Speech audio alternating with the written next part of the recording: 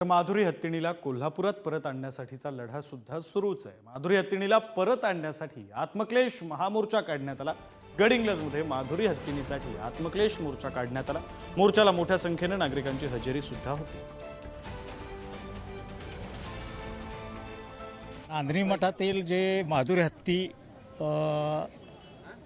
गुजरातला नेलेलं आहे त्याचं तीव्र दुःख सर्व समाजाला, जैन समाज त्याचबरोबर इतर समाजाला होत आहे। सगळं देशातलं हे अशा पद्धतीनं अनेक इंडस्ट्रीज गुजरातला नेल्या, त्याच्याबद्दल आता काय म्हणणार नाही, पण हत्ती सुद्धा यांना पुरवहिना झाल्यात।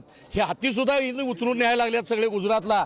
एक रॅकेट तयार झालेला आहे आणि फक्त या नांदणी मठाच्या माध्यमातून हा प्रचंड कोल्हापूरकरांनी विरोध केला।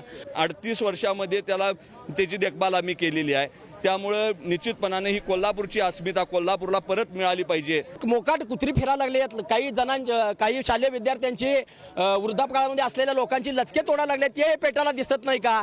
त्या बाबतीत पेटा काय करणार आहे ते सगळे सोडलेत आणि आमच्या ज्या भावना या ठिकाणी शासन आणि याच्या पेटामार्फत हा आमच्या ज्या भावना दुखावलेल्या आहेत, आमच्या माधुरी हत्तीला नेलेला आहे, तो माधुरी हत्ती आम्हाला परत करावा।